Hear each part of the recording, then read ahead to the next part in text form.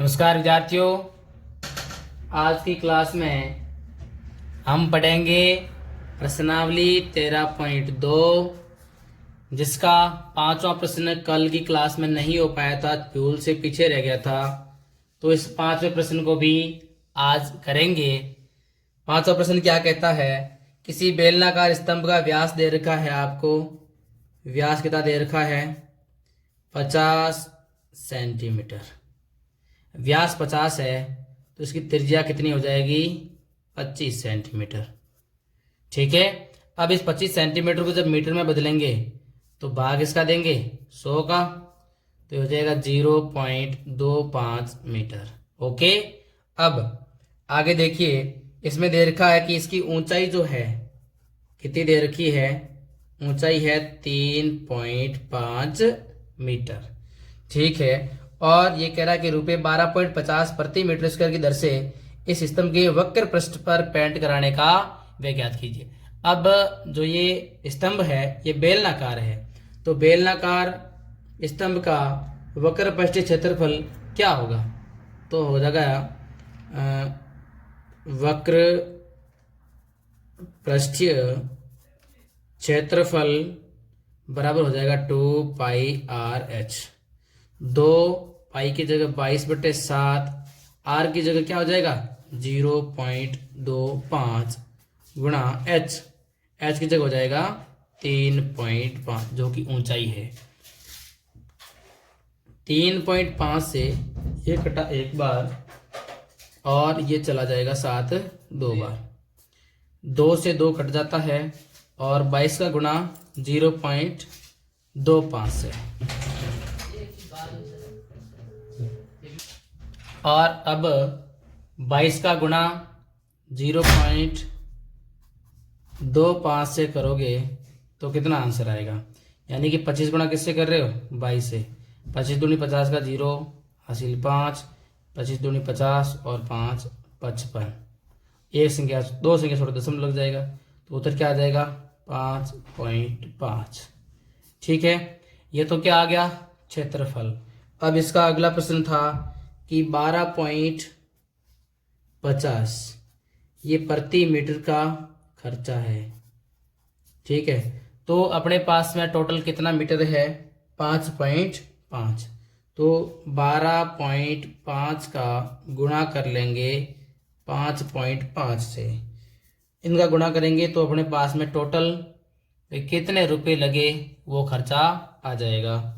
तो देखो 12.5 गुणा ये 5.5, तो 5 पंजे 25, 25 का 5 हासिल 2, 5 दूनी 10 और 2 12 का 2 हासिल 1, 5 एकम 5 और 1 6, और ये सेम वापस नीचे आने वाला है। फिर जोड़ेंगे तो 5, 5 और 2 7, 6 और 2 8 और ये 6 और दशमलव, ये दो संख्या छोड़ गए।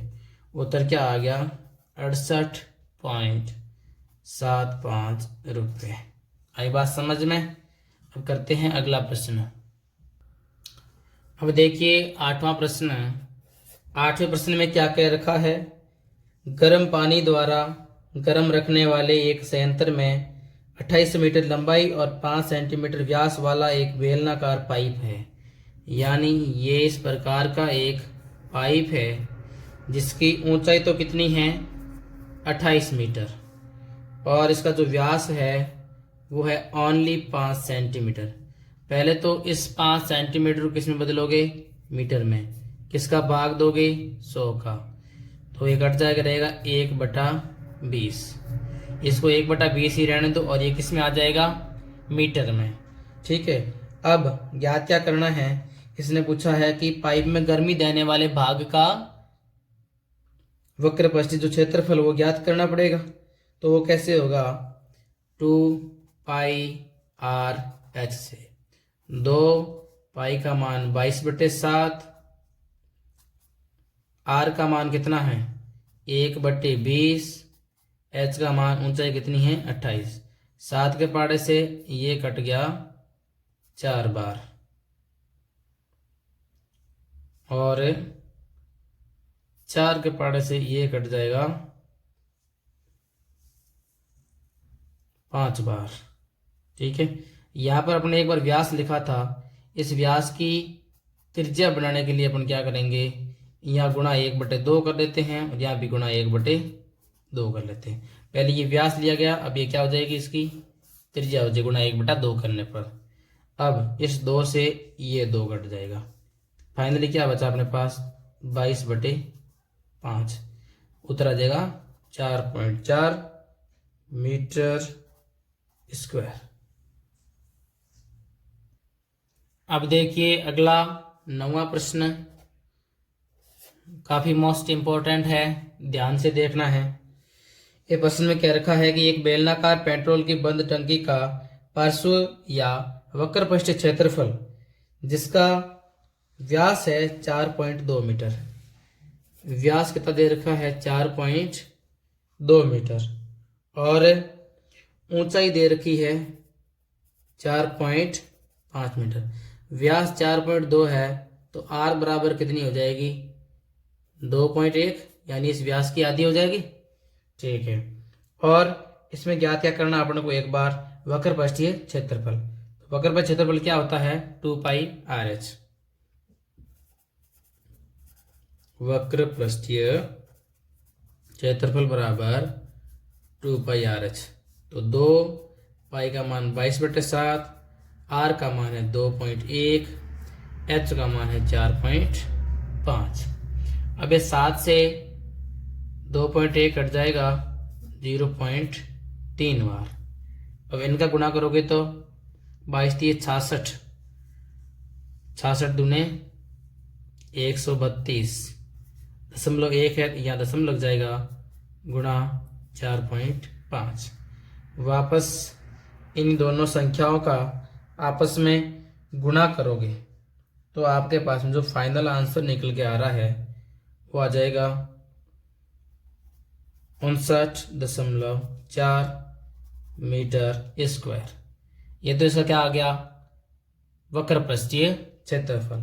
अब दूसरे प्रश्न में इसने क्या पूछा है, इस टंकी को बनाने में कुल कितना इस्पात लगा होगा यदि कुल इस्पात का 1/12 भाग इस्पात जो बनाने में नष्ट हो गया है। तो इसमें ज्ञात करने के लिए अपन क्या करेंगे, सबसे पहले इसका संपूर्ण पृष्ठीय क्षेत्रफल ज्ञात करेंगे, तब टोटल इस्पात आ जाएगा। फिर इसका 1/12 भाग इसमें से घटाएंगे तो वो इस्पात आएगा जिसका अपने सिर्फ यूज किया है, जो नष्ट हुआ उसको अपने को घटाना पड़ेगा। तो सबसे पहले क्या निकालोगे, इसका संपूर्ण पृष्ठीय क्षेत्रफल। संपूर्ण पृष्ठीय क्षेत्रफल निकालने का सूत्र होता है 2πr r + h। 22/7 का 22/7, r की जगह 2.1 कोष्ठक 2.1 प्लस h का मान हो जाएगा, ऊंचाई जो अपन दे रखी है 4.5। इसको हल करने पर 7 से वापस यही कट जाएगा 0.3 बार। इनका पहले सॉल्यूशन किया, 22×3 = 66 और 66 × 2 132, यानी कि 13.2। गुणा किससे करना है, इनको जोड़ोगे 5 और 1 6, 4 और 2 6, यानी 6.6। 13.2 का गुणा कर रहे हैं 6.6 से, ये होगा। इन दोनों का गुणा करने पर 6 दूनी 12 का 2 80 लेख, 6 3 18, 18 और 1 19 का 9 80 लेख, 6 कम 6 और 1 7। वापस ये आएगा 2 9 7 2 9 10 11 का 1 80 लेख, 7 और 1 8 और 9 17, 17 का 7 80 लेख, 7 और 1 8, 87.12 मीटर स्क्वायर। ये इसका आ गया टोटल क्षेत्रफल आ गया। लेकिन इसने कहा इसमें इसका कुल का 1/12 भाग नष्ट हो जाता है, तो हम लिखते हैं कि माना लगा कुल इस्पात जो है, कुल इस्पात कितना मान लेते हैं एक बार, x कितना मान लेते हैं x। अब कुल इस्पात में से कुल इस्पात x मान लेते हैं और x का 12 भाग जो है तैयार करने में नष्ट हो जाता है। अब नष्ट कितना हुआ, x का 12 भाग यानी x गुणा 1/12 बराबर x/12 भाग क्या हो जाता है, नष्ट हो जाता है। तो अपन ने काम में कितना लिया, तैयार इस्पात का जो क्षेत्रफल वो कितना आएगा, तो x में से ये जो x/12 भाग है ये घटा लेंगे तो कितना आ जाएगा 11x/12। अब इस 11x/12 की वैल्यू क्या इधर आ रखी है अपने पहले 87.12। अपन ने यूज में तो ये लिया था लेकिन पूछा कुल का, तो ये अपन ने यूज इसमें तो x के मान में 11x/12 है लेकिन संख्या में 87.12 है। तो इन दोनों को आपस में जब बराबर रखोगे, बराबर बराबर 87.12, अब इससे क्या हो जाएगा, x का मान निकल जाएगा। x बराबर 87.12 गुणा 12/11। ठीक है, इनका जब गुणा करके 11 का भाग दोगे तो फाइनली आंसर आपको क्या मिलेगा, 95.04 मीटर स्क्वायर। ठीक है, तो ये हो गया प्रश्न संख्या 9 कंप्लीट। अब करते हैं 10वां। तो 10वें प्रश्न में अपने को क्या दे रखा है, एक लैंप शेड है जो किस आकृति में है, कुछ इस प्रकार की आकृति है इसकी।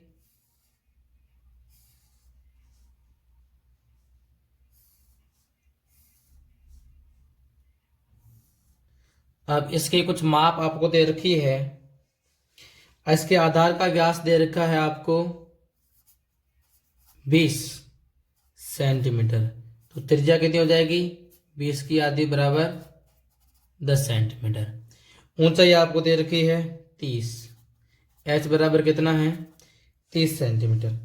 फ्रेम के ऊपर और नीचे मोड़ने के अतिरिक्त दोनों ओर 2.5 सेंटीमीटर अतिरिक्त कपड़ा भी छोड़ा जाता है, यानी ऊपर और नीचे कितना कितना 2.5 2.5, तो ये इस ऊंचाई में सम्मिलित हो जाएगा।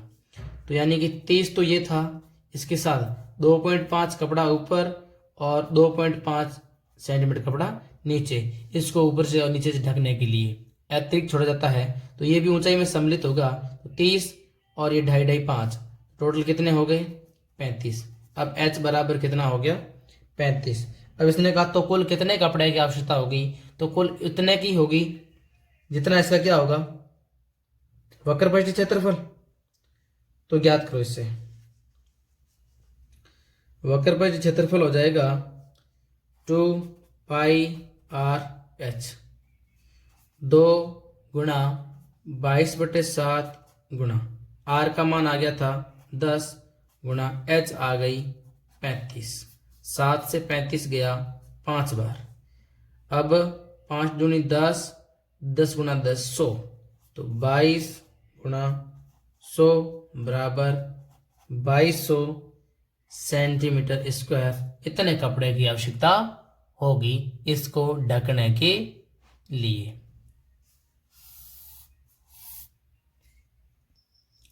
तो अगला प्रश्न है 11वां।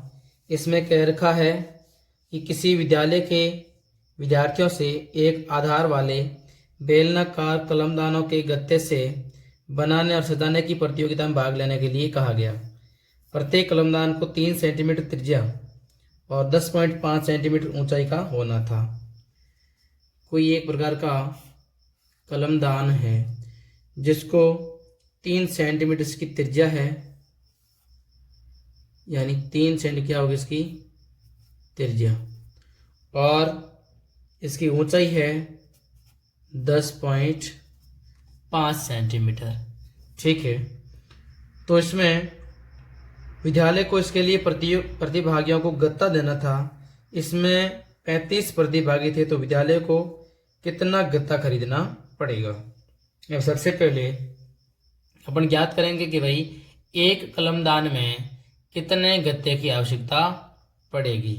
उसके बाद अपन 35 से गुणा करेंगे तो 35 कलमदानों गत्ते की आवश्यकता होगी, वो निकल कर आ जाएगा। ठीक है, सबसे पहले कलमदान की त्रिज्या जो है r बराबर वो दे रखी है 3 सेंटीमीटर, ऊंचाई इसकी दे रखी है 10.5 सेंटीमीटर। तो इसका वक्र पृष्ठ क्षेत्रफल जो होगा, वक्र पृष्ठ क्षेत्रफल होगा वो हो जाएगा 2πr/h।